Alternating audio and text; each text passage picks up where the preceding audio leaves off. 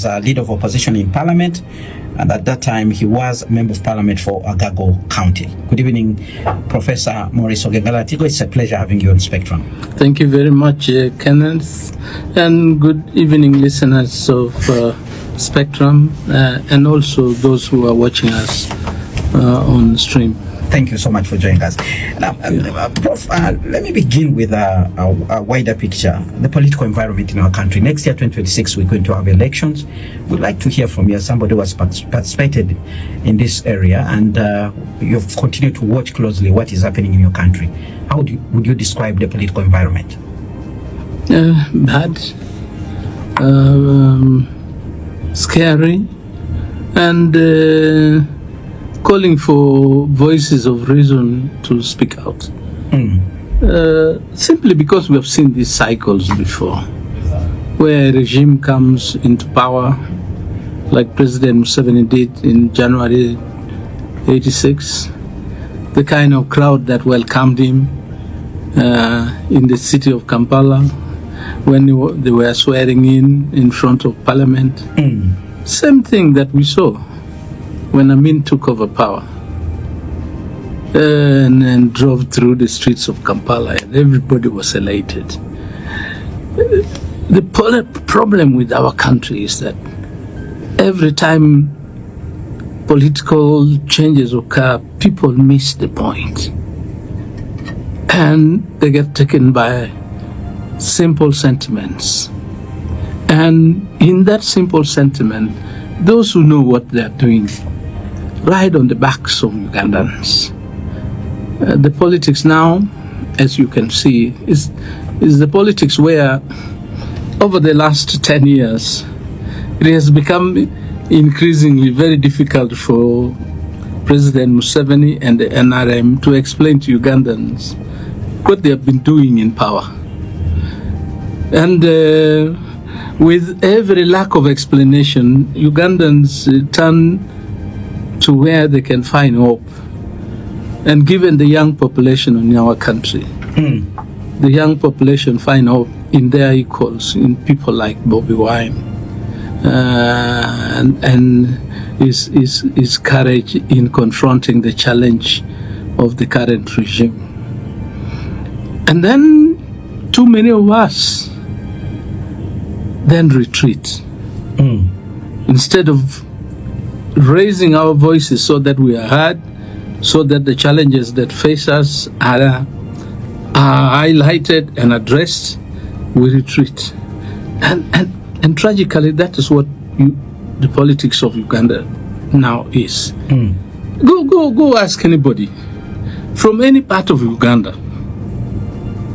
what has this government done for your area in the last 5 years? You'll be hard pressed to find anybody who will say, yes, the government did this, because it didn't. The other tenure, the issue was COVID and things like that. But even with COVID, at least COVID control was done and it was a success. Now you see the president moving all over the country, and you sympathize with him, because in many places he goes to, they even show him goats and cows that have nothing to do with the parish development model, simply because they want to please him and tell him that, yeah, there's some progress. And the president, knowing that he has no alternative, he also takes them up very enthusiastically, but with a lot of sympathy from some of us. Because the fact of the matter is that in Uganda, under President Museveni, we have wasted too much resources in politics. Useless administrative units, useless administrators, RDCs, DSOs, all of them taking money and in a consumptive way. And then when it comes to political time, money is thrown around. But when you give them 5 years to lead, instead of focusing on doing those things that make a difference to the livelihoods of ordinary Ugandans, They start throwing around statistics, economic growth, GDP, things that the ordinary people don't understand. But some of us who know what these are, you feel sorry. Prof, you raised the issue of the political environment and how some of you have retreated. And I'm just wondering, would you blame President Yoweri Museveni for getting an easy ride? If for seniors like it is not an easy ride, because a ride to a crash cannot be an easy ride. I mean, if Professor Maurice Ogenga, I have not retreated. And his peers. I have not retreated. I've been on radios, on TVs, and I've told the president bluntly that, Mr. President, you have done your part. Find a way of bringing Ugandans together to talk about the future after you and give that future to them. You will walk away with people very grateful that for the first time we have had a change, peaceful change, from one leader to the next one. So you have retreated from active politics into the politics of talking? No, I did not actually retreat. They rigged us out. In Acholi, for their own strategic reasons, all of us strong voices from Acholi, none of us won the last election.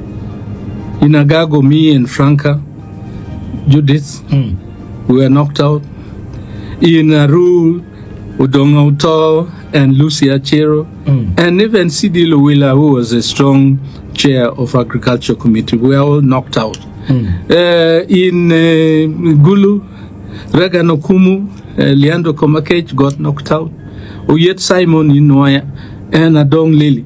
So, and the argument is, we are fighting for our party.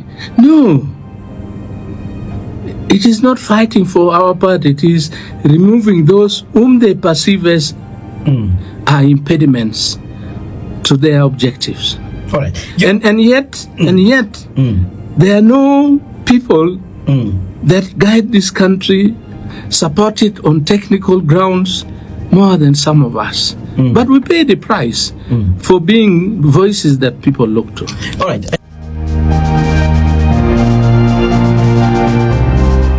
That at one point you wrote a piece of article that caused the President Yoweri Museveni to change his mind. Would you have any message for him about this bill, but also as we go to the 2026 general elections? Professor Latigo. My message is very simple.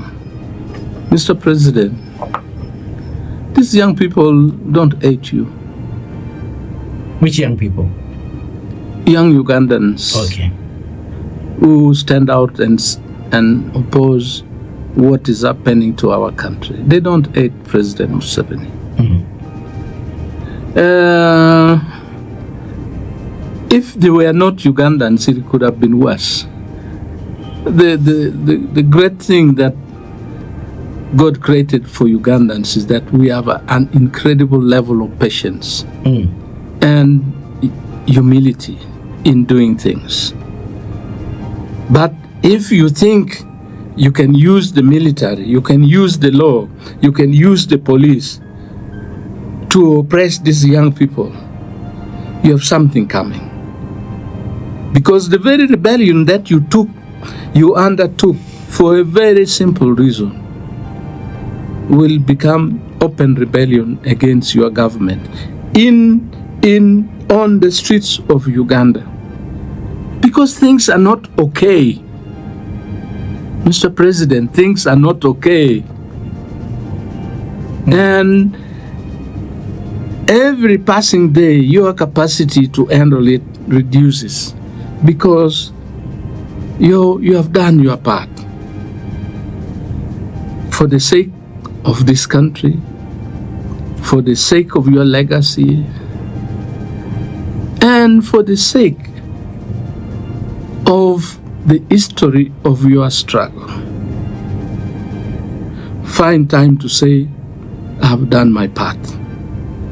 And call Ugandans to have dialogue so that the bile that people have accumulated for various reasons, come out of their hearts. We smile while looking at each other frankly, and we agree on the next way forward for this country. If you do that, you will be a great legacy in the politics of Uganda. But if you don't do that, I can guarantee you that whatever is happening, like under Min, like under Obote, it will end in tears.